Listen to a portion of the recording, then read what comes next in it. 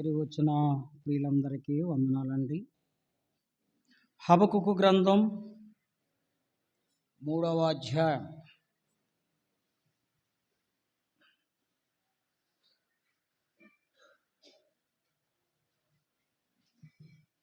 పోయిన నెలలో మొదటి ఆదివారం అనుకుంటా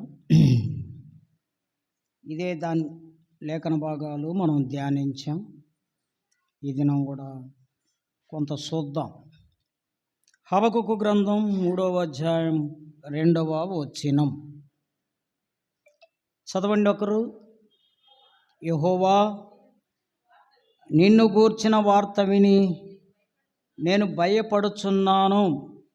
యెహోవా, సంవత్సరములు జరుగుచుండగా నీ కార్యమును నూతనపరచుము. సంవత్సరములు జరుగుచుండగా దానిని తెలియజేయము. కోపించుచునే వాత్సల్యమును జ్ఞాపకమునకు తెచ్చుకొనము. ఇది హబకుకు చేస్తున్న ప్రార్థన. గత కాలంలో కొంత ధ్యానించాం. ఈ దినం కూడా కొంత ధ్యానిద్దాం. యెహోవా, నిన్ను గూర్చిన వార్త విని, ఫస్ట్ వినాలి. దేవుని మాటలు వినడానికి సిద్ధపడాలి. ప్రకటన గ్రంథం 1వ అధ్యాయంలో చెబుతాడు, ఈ లేఖన భాగాలు వినువాడు, ధ్యానించువాడు, చదువువాడు ధన్యుడు అని. ఈ మాటలు వింటే ఆదరణ లేని వారికి ఆదరణ దొరుకుతుంది. ఈ మాటలు వింటే రక్షణ లేని వారికి రక్షణ దొరుకుతుంది. ఈ మాటలు వింటే ప్రోత్సాహకరంగా ఉంటుంది. జీవితము ఒక మలుపు తిరుగుతుంది. కాబట్టి వినుట వలన విశ్వాసము వస్తుంది. కనుక మాటలు వినడానికి సిద్ధపడాలి. వినడానికి ముందుగానే మనల్ని మనం సిద్ధపరచుకోవాలి. మనల్ని మనం సిద్ధపరచుకోకపోతే దేవుని మాటలు వినలేం. ఎలా సిద్ధపరచుకోవాలి అంటే, సీరియల్ రాకముందు మనం అన్ని పనులు ముగించుకొని టీవీ కాడ ఎలా కూర్చుంటామో, మెంటల్గా ఎలా సిద్ధపడతామో, అలాగనే దేవుని మాటలు వినడానికి మెంటల్గా సిద్ధపడాలి. గ్రంథకర్త అంటున్నాడు, యెహోవా, నిన్ను గూర్చిన వార్త విని అంటాడు. వినుట వలన నేను భయపడుచున్నాను అంటాడు. దేవుని భయం. మనుషులు లోకములో జరిగే వాటికి భయపడుతున్నారు, కానీ దేవుని భయం లేదు. దేవుని గూర్చిన భయం లేదు. లోకములో ఏదైనా జరుగుతుంది అంటే భయపడుతున్నారు. అయితే దేవుని భయం లేదు. ప్రవక్త అంటున్నాడు, దేవుని భయం కలిగి ఉండాలి. యెహోవా, నిన్ను గూర్చిన వార్త విని భయపడుచున్నాను. దేవుని భయం లేకపోతే ఏం జరగద్దండి? భక్తిలో క్వాలిటీ రాదు. భక్తిలో ఏం రాదు? క్వాలిటీ రాదు. క్వాలిటీ అయిన భక్తి రాదు దేవుని భయం లేకపోతే. ఏమండి, ఒక యవనస్తుడు నన్ను ప్రశ్నించాడు, ఏం చర్చికి పోతేనేనా లేకుంటే పరలోకం వెళ్ళరా? ఏమండి, సంఘము ఒక రహస్యం. భూమి మీద సంఘాన్ని దేవుడు ఎందుకు ఉంచాడంటే అది ఒక రహస్యం. సంఘములో అనేక రకాలైన మనుషులు ఉంటారు. వాళ్ళు సంఘముగా కూడి ఉంటారు. ఈ సంఘము దేవుని శరీరము అండి. ఈ సంఘానికి దేవుడు శిరస్సు. శిరస్సును శరీరాన్ని వేరు చేస్తే విలువ ఉండదు. ఏమండి, అలాగే నువ్వు సంఘంలో ఉండకపోతే విలువ ఉండదు నీకు. నీ భక్తికి క్వాలిటీ రాదు. ఏం ప్రార్థన చేయాలంటే నిలుసుకొని చేస్తే ప్రార్థన చేయలేమా? వింటాడు. ఏమండి, నీ భక్తిలో క్వాలిటీ ఉండదు. చెప్పులు వేసుకుంటే చెప్పులు వేసుకొని ప్రార్థన చేస్తే వింటాడు. అది నీకు ఆశీర్వాదం కాదు. దేవుని భయం లేనట్టు, దేవుని భయం లేనట్టు. కాబట్టి మన భక్తిలో ఒక క్వాలిటీ ఉంటే మన జీవితాన్ని మారుస్తుంది. మన జీవితం ఒక మార్గదర్శకంగా ఉంటుంది. కాబట్టి భక్తుడు అంటున్నాడు, యెహోవా నిన్ను గూర్చిన వార్త విని నేను భయపడుచున్నాను. రెండవ మాట, యెహోవా సంవత్సరములు జరుగుచుండగా నీ కార్యమును నూతనపరచు. ఏంటి దేవుని కార్యాలు? భక్తిలో అభివృద్ధి పొందడం, అది దేవుని కార్యము. ఏమండి, డబ్బులు సంపాదించడం కాదు, ఒక మిద్ది ఉంటే ఇంకొక మిద్ది కట్టడం కాదు, ఇంకొకటి ఉంటే శారీరకంగా అభివృద్ధి గురించి మాట్లాడడం లేడు భక్తుడు. దేవుని కార్యములు మనలో నూతన పరచబడాలి అంటే మనం ఇంకా మన భక్తిలో ఇంకా క్వాలిటీ అయిన భక్తి చేయడం, జరిగించడం, మన జీవితంలో మార్పు రావడం, మారు మనస్సు అనుభవంలోనికి రావడం. సంవత్సరములు జరుగుచుండగా నీ కార్యమును నూతనపరచు. మన భక్తి నూతనంగా ఉందా అండి? 2025 సంవత్సరం దాటి జనవరి నెల అయిపోయి ఫిబ్రవరిలో పెట్టాము అడుగు. ఏమైనా కొంచెమైనా మన భక్తిలో మార్పు ఉందా? ఇంతకుముందు బైబిల్ చదవకపోతే ఇప్పుడు చదువుతున్నామా? ఇంతకుముందు బైబిల్ చదువుతుంటే ఇప్పుడు ఎక్కువ చదువుతున్నామా? ఇంతకుముందు ప్రార్థించకపోతే ఇప్పుడు ప్రార్థిస్తున్నామా? ఇంతకుముందు మధ్యలో లేచిపోతే మందిరంలో నుంచి ఇప్పుడు లేచిపోకుండా చూసుకోగలుగుతున్నామా? అంటే మన భక్తిలో క్వాలిటీ ఉందా? లేక ఆ భక్తి యొక్క శక్తి మనకు అర్థం కావడం లేదా? పౌలు అంటాడు, నశించు వారికి ఆయన శిలువ వెర్రితనం, రక్షింపబడే పాపికి అది దేవుని శక్తి. ఆ శక్తి దినదినం వృద్ధి పొందాలి అంటాడు. కాబట్టి సంవత్సరములు జరుగుచుండగా దేవుని కార్యములు మనలో నూతన పరచబడాలి. మూడవది, సంవత్సరములు జరుగుచుండగా దానిని తెలియచేయము. ఏం తెలుసుకోవాలి? మన జీవితం మనకు అర్థం కావాలి. దేవుడు అర్థం కాకపోతే మనం అర్థం కాం. దేవుడు అర్థమైతేనే మనం అర్థం అవుతాం. దేవుడు అర్థం కాకపోతే నిద్రలేసామా, తిన్నామా, తిరిగామా, పడుకున్నామా, లేచామా అట్టట్టుగా ఉంటుంది మన లైఫ్. ఒక విలువ లేని జీవితం జీవిస్తాం. Routine life. నిద్రలేసాం, పనికి వెళ్ళాం, వచ్చాం, మళ్ళీ తిన్నాం, మళ్ళీ పడుకున్నాం. అట్లా కాదు. మనల్ని మనం అర్థం చేసుకోవాలి. నేనేమై ఉన్నాను, నా జీవితం ఎలా నడుస్తూ ఉంది, నా ఆధ్యాత్మిక జీవితంలో ఎంత నైపుణ్యత ఉంది. ఇవ్వండి, మనల్ని మనము అర్థం చేసుకోవాలి. చివరిలో అంటాడు, కోపించుచునే వాత్సల్యమును జ్ఞాపకము తెచ్చుకొనుము. కోపించుచునే. ఎవరి మీద కోపడతాడంట? ఏమండి, పోయినసారి చూసాం. హెబ్రీ పత్రిక 4వ అధ్యాయం 17వ వచనం అనుకుంటా. 4:17 3:17. ఎవరి మీద? 40 ఏండ్లు ఆయన కోపగించెను, పాపము చేసిన వారి మీదనే కదా. ఏమండి, ఎవరి మీద దేవుడు కోపడతాడు? పాపము చేసిన వారి మీదనే. ఎందుకు అంటే, పాపము అంటే దేవునికి ఎంత అసహ్యము, పాపి అంటే దేవునికి అంత ప్రేమ. అందుకే దేవుడు లోకమును ఎంతో ప్రేమించెను. మానవులమైన మనలను, పాపులమైన మనలను ఆయన ప్రేమించుచు ఉన్నాడు.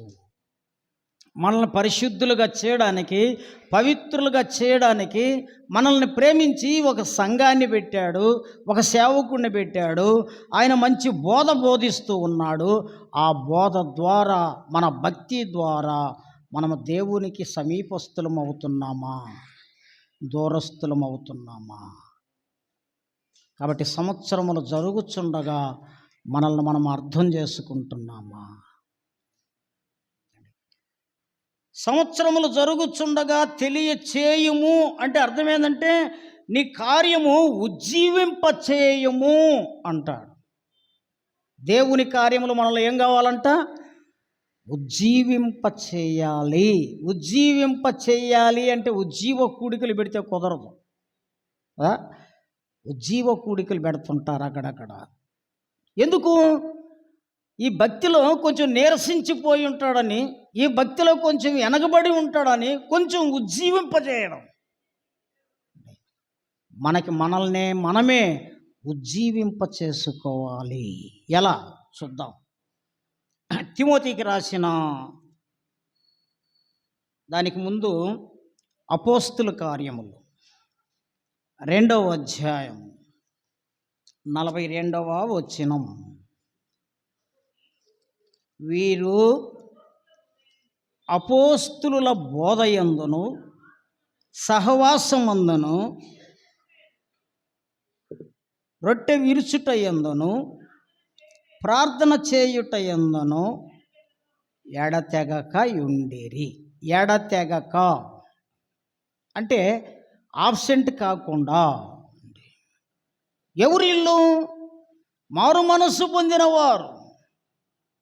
ఏమండి, పేతురు యోహాను వాక్యాన్ని బోధిస్తే ఆ వాక్యాన్ని విని వారు హృదయములో నొచ్చుకొని అయ్యలారా మేమేమి చెయ్యాలి అన్నారు. మేమేమి చెయ్యాలి? యేసు ప్రభు నమ్మిన తర్వాత మేమేమి చెయ్యాలి? దానికి పేతురు చెప్పాడు 38వ వచనములో, మీరు మారు మనస్సు పొంది పాప క్షమాపణ నిమిత్తం ప్రతివాడు యేసుక్రీస్తు నామమున బాప్తిజం పొందుడి, అప్పుడు మీరు పరిశుద్ధాత్మను వరము. కాబట్టి మన జీవితం ఉజ్జీవింప చేయాలి అంటే మారు మనస్సు పొందాలి. మారు మనస్సు లేకపోతే అది క్రైస్తవ జీవితం కాదు. మారు మనస్సు అంటే చాలామందికి తెలియదు. తెలియదు. నేను ఒక చర్చిలో బోధిస్తూ ఉంటే 60 సంవత్సరాలు ఉన్న వ్యక్తి వచ్చి, ఏంది సార్ మీరు మారు మనసు అని చెబుతున్నారు, మాకు అర్థం కావడం లేదు అన్నాడు. వయసు పెరిగింది, భక్తి మారలే, భక్తి పెరగలే. మారు మనస్సు లేకపోతే అది క్రైస్తవ జీవితం కాదు. క్రైస్తవుడని పేరు పెట్టుకుంటడం తప్ప దాని వలన ఉపయోగము లేదు. ఇంతకుముందు చెప్పాను మీకు, యోహాను అదే బోధించాడు, మీరు మారు మనసు పొందండి అని. యేసుప్రభు అదే బోధించాడు. ఇప్పుడు అపోస్తులు కూడా అదే బోధిస్తున్నారు. పాప క్షమాపణ నిమిత్తం, తెలుగులో నిమిత్తం అని ఉంది, కానీ పాప క్షమాపణ పొంది, ఇతర భాషలలో ఇంగ్లీషులో, హిందీలో, తమిళ్లో ఏమని ఉందంటే పాప క్షమాపణ పొంది అప్పుడు బాప్తిజం తీసుకోండి. కాబట్టి వీళ్ళందరూ మారు మనసు పొంది బాప్తిజం తీసుకున్నవారు సంఘములో ఎలా ఉన్నారంటే, వీరు అపోస్తుల బోధయందును సహవాసమందును రొట్టె విరుచుటయందును ప్రార్థన చేయుటయందును ఎడతెగకుండా ఉన్నారు. ఫస్ట్ అపోస్తుల బోధ ఏంటి? అపోస్తుల బోధ ఉన్నది ఉన్నట్టు బోధించే బోధ. ఉత్త కల్పనా కథలు చెప్పుకుంటూ ఊహించుకొని చెప్పి, లేకుంటే ఇది ఇలా ఉండొచ్చు అని చెప్పే బోధ కాదు. బైబిల్ చదివి ప్రార్థన చేసి దేవుని యందు విశ్వాసం ఉంచి, అది కఠినమైన మెత్తనైనా, బాధపడినా బాధపడకపోయినా ఉన్నది ఉన్నట్టు బోధించే బోధ. ఉన్నది ఉన్నట్టు బోధించే బోధ, దానిని అపోస్తుల బోధ అంటారు. రెండవది సహవాసం. ఏమండి, కొంతమంది ఈ రోజుల్లో పాటలు పాడకముందే పాడిన తర్వాత వస్తారు, వాక్యం వింటారు, మధ్యలో వెళ్ళిపోతారు. అది సహవాసం కాదండి. అది వాళ్ళకి ఒక డిగ్నిటీ అనుకోవచ్చేమో, కానీ మేమంటే ఏమనుకున్నాం, మేము ఆఫీసర్స్ లేక మేము అలానా ఎంప్లాయీస్ లేక ఒక డిగ్నిటీ, మేమందరితో కలవము, ఊరికి వచ్చామా, వాక్యం విన్నామా, వెళ్ళిపోయామా, ఏదో ఇచ్చామా, అది కాదు సహవాసం. సహవాసం అంటే అందరితో కలిసి, అందరితో మాట్లాడి, అందరి యోగక్షేమాలు తెలుసుకుంటూ, బలహీనులను బలపరుస్తూ, ఏమండి, సహాయం చేసేవారికి సహాయం చేస్తూ, ఎవరైతే పడిపోయి దిగజారిపోతుంటారో భక్తిలో వారిని పైకి లేపుతూ చేసేది సహవాసం. అవునా? నీకు ఒక మంచి స్నేహితుడు ఉన్నాడు అనుకోండి, బాధలలో ఉంటే నువ్వేం చేస్తావు? కొంచెం హెల్ప్ చేస్తావు, అంతా చేయలేకపోయినా కూడా. దాన్నే సహవాసం అంటాం. కాబట్టి సంఘమంతా సహవాసం కలిగి ఉండాలి. ప్రతి ఒక్కరూ అందరితో టచింగ్లో ఉండాలి, అందరూ తెలిసి ఉండాలి. అది సహవాసం. అపోస్తల బోధ సహవాసం. రొట్టె విరుచుట. దేవుడు అర్థమైతే రొట్టె ఎందుకు ఇరవాలనో తెలుసద్ది. దేవుడు అర్థం కాకపోతే రొట్టె విరవడం అర్థం కాదు. కాబట్టి ఎవరు రొట్టె ఇస్తారు? ఎవరో పెద్దోళ్ళు, ముసలోళ్ళు, ఒక 10 మంది. మిగిలిన వాళ్ళందరూ యవనస్తులు, ప్రతి ఒక్కరూ కొంతమంది రొట్టె ఇరవరు. ఎందుకంటే ఆడ వార్నింగ్ ఉంటుంది. ప్రతి మనుషుడు తను తాను పరీక్షించుకోవాలి. అలాగూ చేసే రొట్టెను తినాలి. మాకెందుకులే ఈ కర్మ, తినకుంటే పోద్ది అంటాడు. బైబిల్ ఒప్పుకోదు. యోహాను సువార్త 6వ అధ్యాయంలో అంటాడు, నా శరీరము తిని నా రక్తము త్రాగువాడే నిత్య జీవము గలవాడు, అంత్య దినమున నేను వాడిని లేపుతాను అంటాడు. నాకు తెలిసిన చర్చిలో 4వ తరగతి చదివే పిల్లలు రొట్టె విరుస్తున్నారు. 4వ తరగతి అంటే ఎంత వయసు? ఈ ఒక 4, ఈ ఒక 6, 10 సంవత్సరాల వయసు కలిగిన పిల్లలు మారు మనసు పొంది బలలో పాలు పొందుతున్నారు. మనమైతే మన వయసు ఎంత పెద్దదైనా కూడా, ఎంత సీనియర్ క్రైస్తవులమైనా కూడా బలలో పాలు పొందలేకపోతున్నాం. ఎందుకు? దేవుడంటే మనకు అర్థం కాలేదు. 4వది ప్రార్థన చేయుటయందు. ప్రార్థన కూడికంటే ఇంతమంది వస్తారా? ప్రార్థన కూడికంటే ఏదో ఒక 10 మంది. ప్రార్థన అంటే నిర్లక్ష్యం. ఆదివారం వచ్చినంతమంది ప్రార్థన కూడికి రారు. అయితే ఇలా లేరు. వీరు అపోస్తల బోధ యందును, సహవాసమందును, రొట్టె విరుచుట యందును ఎడతెగక ఉన్నారు. సంవత్సరములు జరుగుచుండగా నీ కార్యమును నూతనపరచు. ఎన్ని సంవత్సరాలు మన జీవితంలో గడిచిపోయినాయో మన భక్తి నూతనపరచబడుచున్నదా? తిమోతికి రాసిన మొదటి పత్రిక 4వ అధ్యాయం 1వ వచనం. అయితే కడవరి దినములలో కొందరు అబద్ధికులు వేషధారణ వలన మోసపరచు, ఆత్మల యందును దయ్యముల బోధ యందును లక్ష్యముంచి విశ్వాస భ్రష్టులగుదురని ఆత్మ తేటగా చెప్పుచున్నది. ఆత్మ తేటగా చెప్పుచున్నది. ఆత్మ ఎవరు? ఆత్మ దేవుడు. ఆత్మ అంటే ఎవరు? ఎదురుగా రాశుల్లా దేవుడు ఆత్మ గనుక ఆయనను ఆరాధించువారు ఆత్మతోనూ సత్యముతోనూ ఆరాధించాలి. ఎవరు ఆత్మ అంటే దేవుడు చెబుతున్నాడు. ఏంటి? ఏమి చెబుతున్నాడు? కడవరి దినములలో కొందరు అబద్ధికులు. అబద్ధికులు దేవుని రాజ్యానికి వారసులు కారు. అంత పర్ఫెక్ట్గా ఎవరు ఉంటారులే సార్, ఎవరు ఉండరు, నువ్వు ఉండు. పర్ఫెక్ట్గా ఎవరు ఉండరు, నువ్వు ఉండు. నేను చెప్తున్న మాటలు కాదు ఇవి, బైబిల్ చెబుతున్న మాటలు. అబద్ధికులందరూ మండుచుండు అగ్నిగుండములో పాలు పొందదోరు, ఇది రెండవ మరణం. కాబట్టి ఈ చివరి దినాలలో అబద్ధ బోధకులు వస్తున్నారు. మనం ఎవరినంటే వారిని స్టేజి ఎక్కించకూడదు, సంఘాన్ని నాశనం చేస్తారు. ఏమంటే సంఘాన్ని ఏం చేస్తారు? నాశనం చేస్తారు. తర్వాత అబద్ధికుల వేషధారణ వల్ల మోసపరుచు ఆత్మల యందును దయ్యముల బోధ యందును. ఏం బోధ అండి ఇది? దయ్యాల బోధ, అపోస్తల బోధ కాదు. ఇందాక మనం ఎవరిని చూసాం? సంఘం ప్రారంభమైన తర్వాత అపోస్తల బోధ యందు ఉన్నాడు. ఇది దయ్యపు బోధ. ఈ దయ్యపు బోధ ఏమండి సార్, నేను ఒక్క విషయంలో పడిపోతున్నాను, బలలో పాలు పొందాలని కోరికగా ఉంది, ఎడజేయాలా? నువ్వు పాలు పొందేం కాదులే, అది దయ్యం బోధ. ఏమండి, నాకు తెలిసిన చర్చిలో ఒక ఆయన ఉన్నాడు, 2 భార్యలు ఆయనకి, సంఘ పెద్ద ఆయన. 2 భార్యలు ఉండేవాడిని సంఘ పెద్దని పెడతారా?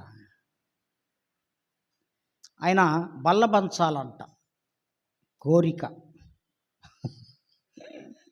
సార్ నేను బల్ల పంచాలి, ఎడజెయ్యాలి, ఏం చెప్పాలి? పాస్టర్ ఏమైనా చెబితే తీసేస్తాను, అంతే కదా. మేమిస్తే బతకతుండం బాబు, నువ్వు మేము చెప్పినట్టు నువ్వు అంటారు పాస్టర్ని. సరే, ఆ పాస్టర్ కొర తెలివిగా ఏం చేద్దాం, దేవుణ్ణి ప్రార్థన చేద్దాం, దేవుడు ఎట్ట చెబితే అట చేద్దాం అన్నాడు. సరే, ఎప్పుడు ప్రార్థన చేద్దాం? ప్రతిరోజు 10 గంటలకు రా, 12 గంటల దాకా ప్రార్థన నైట్. ఎంత ఆసక్తితో పాపం 10 గంటలకు వస్తున్నాడు. ఎందుకు? బల్ల పంచాల, అది ఆయన గోల్. ఒక 2-3 నెలలు ప్రార్థన చేశాడు, 4 నెలల్లో చచ్చాడు. 4 నెలలు ఏమయ్యాడు? పీడ వదిలింది. బైబిల్ ఒక మాట ఉంది, ఎవరు దేవుడి మీద పడతారో వారు తునకలు అవుతారంట. చదివారు ఇప్పుడు అన్నమాట? ఎవరి మీద దేవుడు పడతారో వారు తుత్తినీయలు అవుతారంట. ఎవరి మీద దేవుడు పడితే వాళ్ళు ఏమవుతారు? తుత్తినీయలు. తునకలకి తుత్తినీయలకి తేడా తెలుసా? దేవుడితో మోసపోకూడదు, దేవుని దగ్గర వేషధారణ చేయకూడదు. వాటి అబద్ధ బోధకులు వస్తున్నారు, వారికి ఎంట్రీ ఉండదు, వారు స్లోగా జ్వరపడతారు సంఘములో. ఏమండి, స్లోగా జ్వరపడి ప్రజలకి అనుకూలమైన బోధ బోధించి, కఠినమైన బోధ బోధించకుండా అనుకూలమైన బోధ బోధించి శబాష్ అనిపించుకొని సంఘాన్ని నాశనం చేసే బోధకులు వస్తారు. మా సంఘంలో నాకు బాగా తెలిస్తే తప్ప నేను స్టేజ్ ఎక్కనేను, ఏ పాస్టర్ను కూడా. వస్తారు చాలామంది, రాని నేను. ఈ బుచ్చి నుంచి కూడా ఒక ఆయన వచ్చేవాడు, ఆదివారం 4 వారాలు వచ్చి 4 సార్లు కూర్చొని గమ్ముగా పోయాడు. 5వ వారం రాకుండా జాలిచ్చాడు. కాబట్టి అబద్ధ బోధకులు వస్తారు. ఆ తర్వాత విశ్వాస భ్రష్టులగుదురని ఆత్మ తేటగా విశ్వాసాన్ని నాశనం చేస్తారు, విశ్వాసాన్ని పెరగనివ్వరు. వాళ్ళు విశ్వాసం ఉంచరు, ఎదుటి సంఘస్థులకు కూడా విశ్వాసములో నడపరు. 3వ వచనం, అబద్ధికులు వాత వేయబడిన మనస్సాక్షి గలవారై వివాహము నిషేధించుచు సత్య విషయమై అనుభవ జ్ఞానము గల విశ్వాసులు కృతజ్ఞతాస్తుతులు చెల్లించి పుచ్చుకొను నిమిత్తము దేవుడు సృజించిన ఆహార వస్తువులను కొన్నింటిని తినుట మానవలనని చెప్పుదురు. వాత వేయబడిన మనస్సాక్షి, ఎంత వాక్యం విన్నా వాళ్ళు లోబడరు, వాక్యానికి లోబడరు, దేవుని యందు విశ్వాసం ఉంచరు. ఏమండి తగిలి తగలనట్టుగా ఉంటారు. ఈ విశ్వాసము బహు ప్రమాదకరమైనది, బహు ప్రమాదకరమైనది. ఆ తర్వాత వివాహమును నిషేధించుచు, నేను పెళ్లి చేసుకోనండి. ఎవరు ఇల్లు? బోధకులు. మనం ఏమనుకుంటాం, ఆయన పెళ్లి చేసుకోలేదు, ఎంత భక్తిపరుడో. ఏమండి అది ఒక టార్గెట్. అది మేము పెళ్లి చేసుకోం అంటే మేము గరిష్ట కలిగిన భక్తులం అంటారు. వివాహం చేసుకోకూడదని బైబిల్లో లేదు. ఏమండి నేను ఒక చర్చికి వెళ్తాను బోధించడానికి. నేను బోధించి వచ్చిన తర్వాత ఇంకొక ఆమె పోద్ది. వాళ్ళు అంటారు, ఆమెను ఎందుకు రానిచ్చారయ్యా? నేనంటే ఆమె పెళ్లి కూడా చేసుకోలేదు సార్. పెళ్లి చేసుకోకుండా ఉంటే తప్పు, చేసుకోవాలా, పోయి చేసుకోరమ్మని చెప్పు అన్నాను. పెళ్లి చేసుకోకుండా ఉండడం కరెక్ట్ కాదు. వివాహాన్ని నిషేధించచ్చు. తర్వాత ఏం చేస్తున్నారంట? అనుభవ జ్ఞానం లేనివారు. అనుభవం ఉండదు భక్తిలో, నేర్చుకుంటారు 4 మాటలు. పెళ్లి కాని యవనస్తుడు పెళ్లి గురించి చెప్పగలడా? చర్చిలో భార్య భర్తలు ఎలా సమాధానంగా ఉండాలనో చెప్పగలడా? వాడికి ఏం తెలుసు? వాడికి ఏమో అనుభవం ఉంది. ఏమండి మీరు టీవీలో చూశారు లేదా? ఇంత పిల్లడు వాక్యం చెబుతుంటాడు. మీరు ఆర్థికంగా ఇబ్బందులు పడుతున్నారా? మీరు భార్య భర్తలు సమాధానంగా లేరా? ఏం తెలుసు అండి వాడికి? దెయ్యం పోదండి. మనం ఏమనుకుంటాం, అబ్బో చిన్న పిల్లోడండి, ఎంత బాగా చెబుతాడు వాక్యం. డెవిల్ ఎలా మోసం చేయాలనో అలా మోసం చేస్తుంది. వాడు మంచి పాస్టర్ కొడుకు, మంచి ధనికుడోడు. ఏమండి ఇది దుర్బోధ. కాబట్టి మన భక్తిలో నాణ్యత కావాలి అంటే, మనము దేవుని యందు భయభక్తులు కలిగి పెరగాలి అంటే, ఏమండి దేవుని భక్తిలో నమ్మకంగా జీవించాలి. తిమోతికి రాస్తాడు పౌలు, చూడండి ఆ మాట చెప్పి నేను ముందుకెళ్తాను.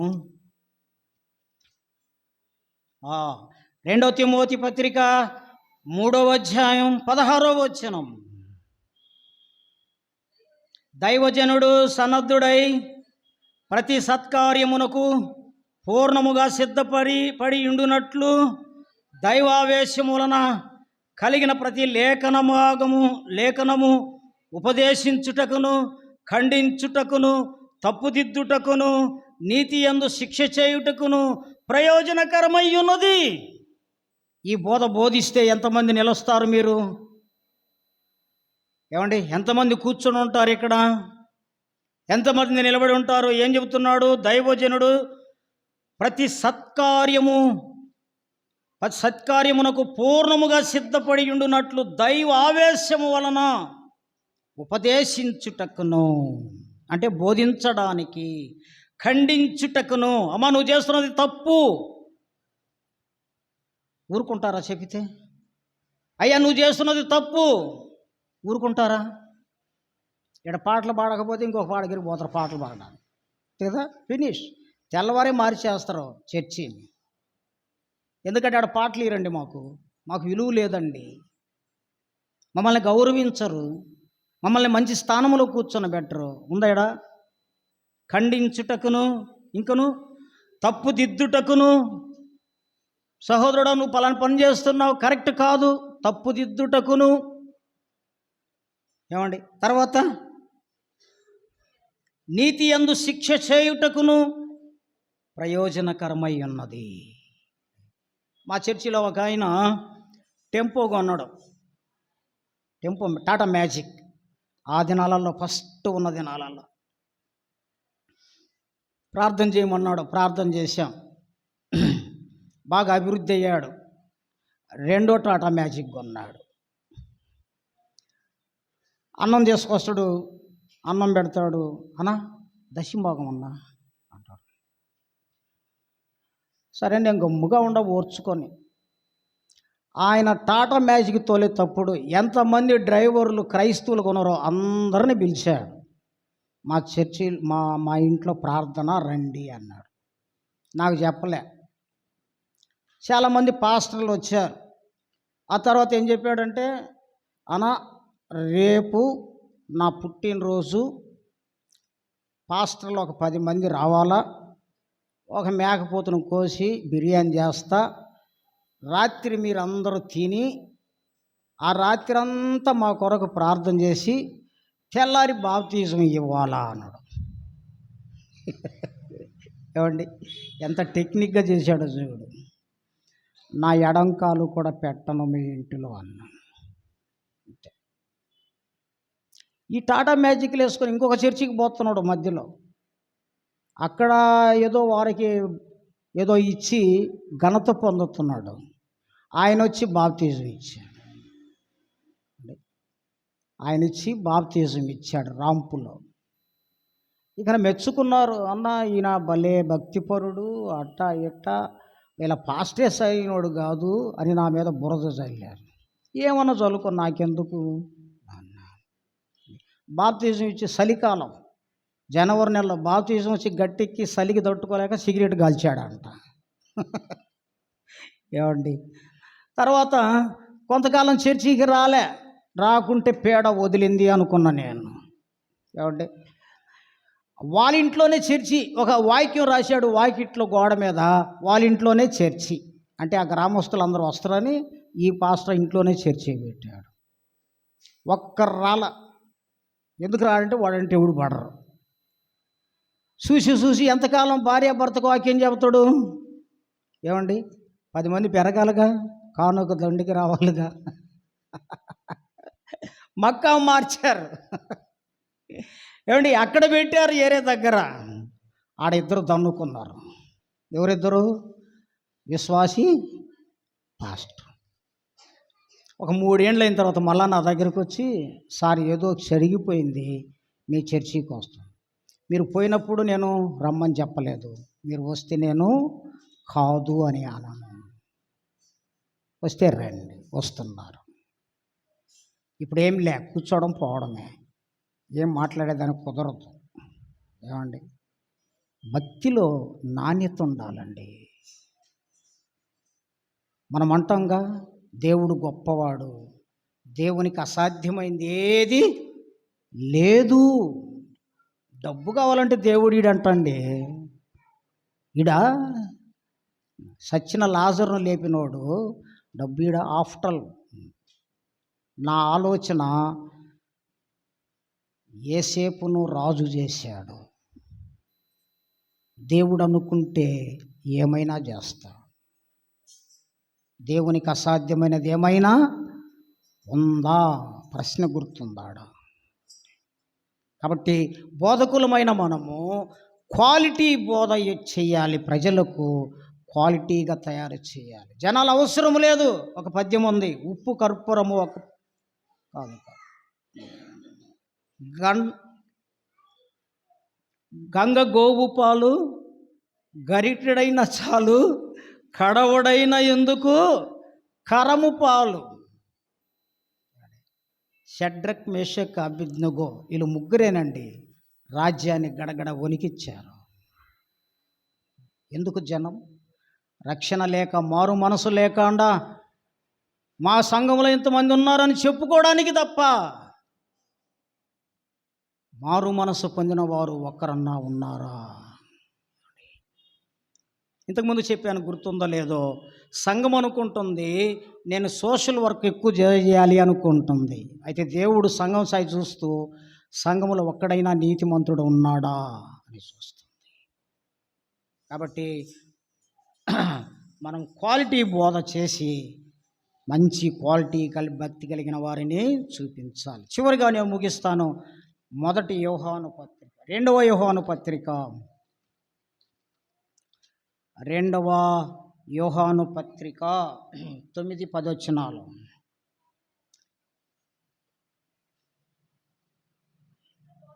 క్రీస్తు బోధయందు నిలిచి ఉండక దానిని విడిచి ముందునకు సాగు ప్రతివాడును దేవుని అంగీకరింపనివాడు. ఆ బోధయందు నిలిచియుండువాడు తండ్రిని కుమారుని అంగీకరించువాడు. ఎవడైనను ఈ బోధను తేక మీ వద్దకు వచ్చిన ఎడల వానిని మీ ఇంట చేర్చుకొనవద్దు. శుభమని వానితో చెప్పవద్దు. శుభమని వానితో చెప్పువాడు వాని దుష్ట క్రియలలో పాలివాడగును. వానికి వందనాలు కూడా చెప్పకూడదంట. ఎవరిడు? క్రీస్తు బోధయందు నిలిచియుండక దానిని విడిచి ముందునకు సాగు ప్రతివాడు దేవుని అంగీకరింపనివాడు. వాడు దేవుని అంగీకరించాను అనుకుంటున్నాడు, వాడు దేవుని అంగీకరింపనివాడు. కాబట్టి వానికి మనం శుభమని చెప్పొద్దు, వానికి వందనాలు చెప్పవద్దు. ఒకవేళ చెప్పితే వాని దుష్ట క్రియలలో పాలివారమగుతాము. ఇప్పుడు వద్దాం మళ్ళా హబకుకు గ్రంథం 3వ అధ్యాయం 2వ వచనం. యెహోవా, నిన్ను గూర్చిన వార్త విని నేను భయపడుచున్నాను. యెహోవా, సంవత్సరములు జరుగుచుండగా వాటిని నూతనపరచుము. సంవత్సరములు జరుగుచుండగా వాటిని తెలియచేయము. కోపించుచునే వాత్సల్యమును జ్ఞాపకమునకు తెచ్చుకునము. ఈ సంవత్సరములో ఇలాంటి అనుభవంలో మనం ముందుకు వెళదాం. దేవుడి మాటలో దీవించునుగాక.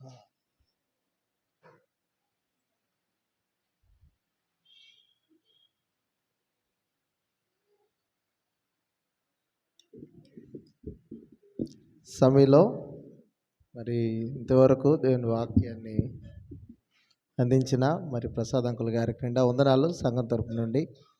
ప్రత్యేకించి సమయంలో మనందరము కూడా దేవుని విషయమై ఆయన కృపలకు ఆయన భక్తికు మనం కారణమవునట్లుగా ప్రభువునందు మరింత నిశ్చయతతో మనం ముందుకు సాగాలని ప్రభుపేట మనం చేస్తూ మాటలు ముగిస్తున్న విన్న వాక్యాన్ని హృదయాల్లో పదిలిపరుచుకొని ఒకవేళ ఏవైనా మన జీవితాల్లో సరిచేసుకోవాల్సిన పరిస్థితులు ఉంటే నేడే మనం ప్రభువుకు ప్రార్థించి ప్రభువుకు విలువైన మరి భక్తిని మనం కనపరిస్తే మంచిదని ప్రభుపేట మనం చేస్తున్న సమయంలో అందరూ తలలోంచి కళ్ళు మూసుకున్నట్లయితే ప్రార్థనలో మనం ముందుకు సాగిపోదాం.